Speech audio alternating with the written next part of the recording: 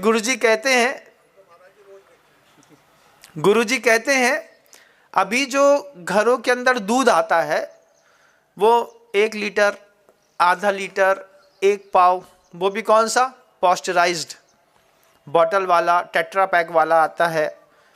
Packet के pack वाले filter और चिल किए हुए आते हैं। उसमें तो मलाई और दही कुछ निकलता नहीं, बस दूध रहता है। क्योंकि जो फैट रहता है दूध का, वो दूध का फैट, वो 4% फैट निकालने के बाद सिर्फ 2% फैट उसमें छोड़ते हैं, अधिकतम 2.5%, और पैक करके आपको दे देते हैं। अभी दुनिया भर के जितने भी लोग हैं ये मलाइयाँ इकट्ठी करते हैं। आचार्य जी हम लोगों को समझा रहे थे, गुरु जी का उपदेश होता है, अगर किसी ने समझ लिया तो ज़िंदगी की फ़िलॉसफी बदलने में ज़्यादा टाइम नहीं लगता। आचार्य जी कहते हैं मलाई इकट्ठी करते हैं।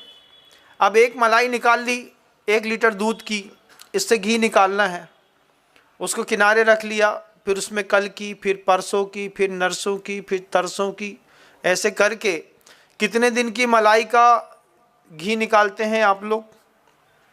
आचार्य जी पूछते हैं। तो किसी ने वहां पर कह दिया महाराज जी 3 दिन की। अच्छा, 3 दिन का शुद्ध होता है?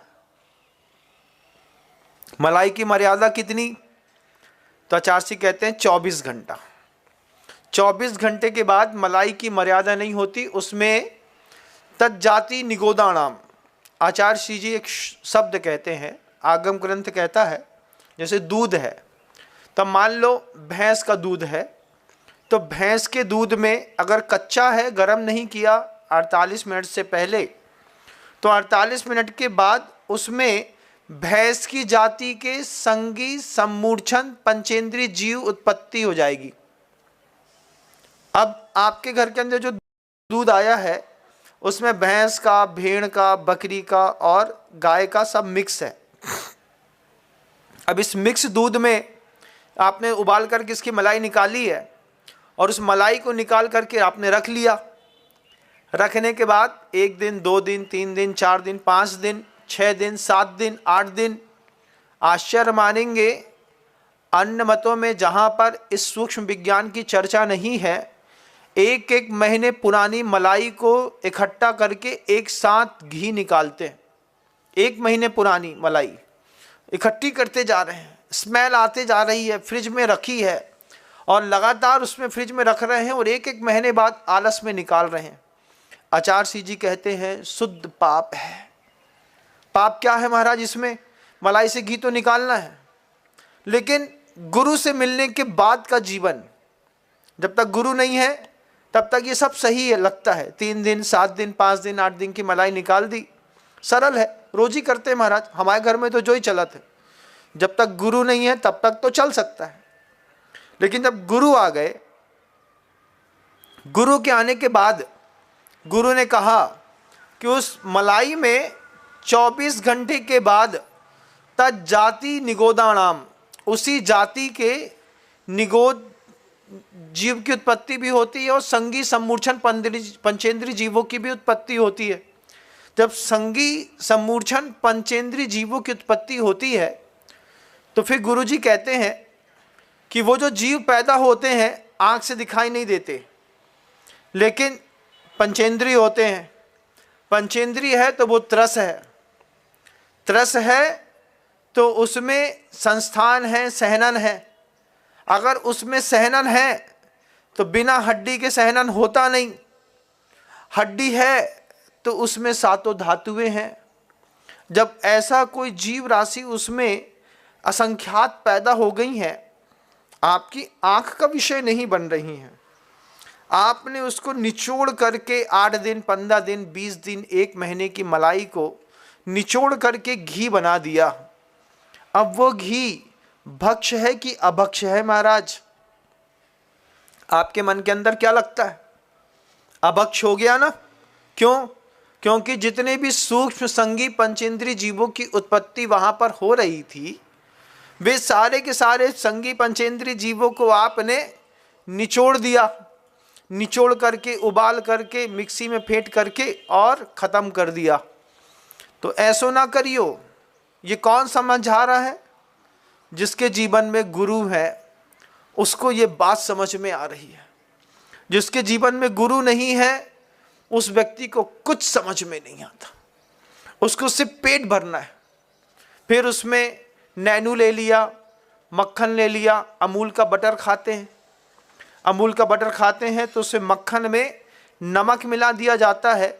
उसमें इतने ज़्यादा सम्मूर्छन संगी पंचेंद्रीय जीवों की उत्पत्ति निरंतर होती रहती है, निरंतर। लेकिन महाराज वो जो बाजार में पाव भाजी खाते हैं ना, बिना उसके जमती नहीं है। दाल मखनी में जब तक ऊपर से नैनू ना फेंका जाए, उसमें बटर न डाला जाए, उसका टेस्ट नहीं आता महाराज जी। तो आप टेस्ट के चक्कर में जिंदगी जी रहे हैं तो गुरु आपके जीवन में नहीं है। ये बातें अगर कोई व्यक्ति जैन नहीं होता, उसको सर्वज्ञ की वाणी सुनी नहीं होती, तो जीवन में कभी पता नहीं चलता कि अहिंसा क्या होती है और हिंसा क्या होती है। लेकिन गुरु के मिलने के बाद जीवन बदलता है। रागत द्वेषत द्वै दीर्घ नेत्राकर्षण कर्मणाम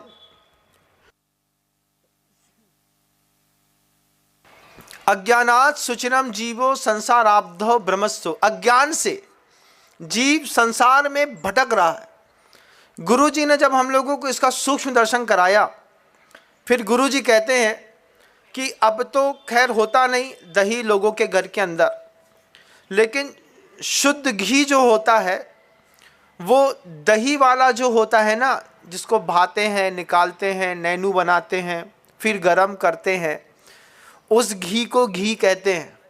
ये तो बटर मिल्क और बटर ऑयल कहलाता है। इससे आपको वो जो अंदर छाती में क्या धक धक करने लगा, जिया मोरा डरने लगा, क्या कोलेस्ट्रॉल बढ़ने लगा। सामान्य व्यक्ति का कोलेस्ट्रॉल चेक कराइएगा, 250 निकलेगा, 260, 280, 300 चल रहा है।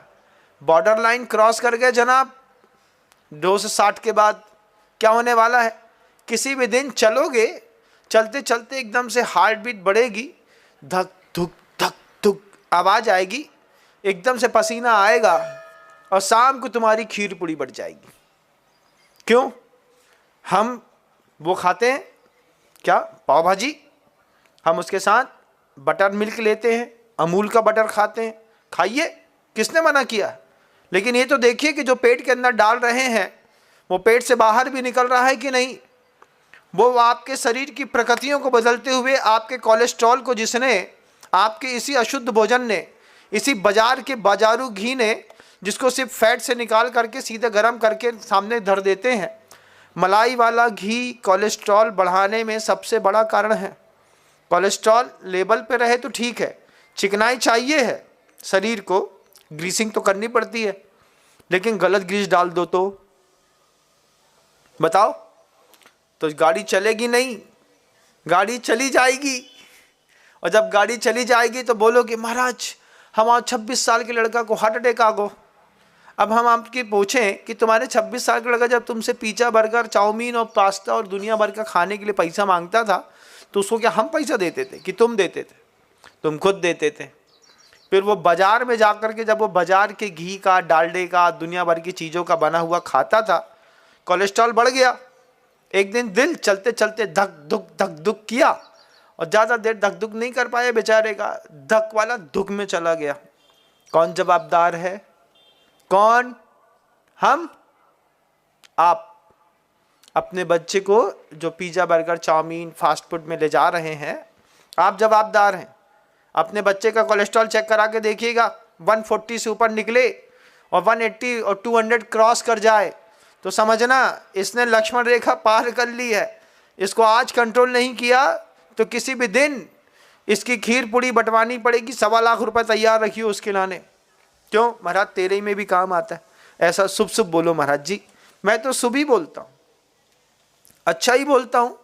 वक्त से पहले चेताना गुरुजी ने कहा था, विनम तुम्हारी जवाबदारी है। दोस्तों अगर आपको मेरी वीडियो अच्छी लगती है तो प्लीज मेरे चैनल को लाइक करें, शेयर करें, सब्सक्राइब करें। इसी तरह से अपना प्यार देते रहें। Thank you.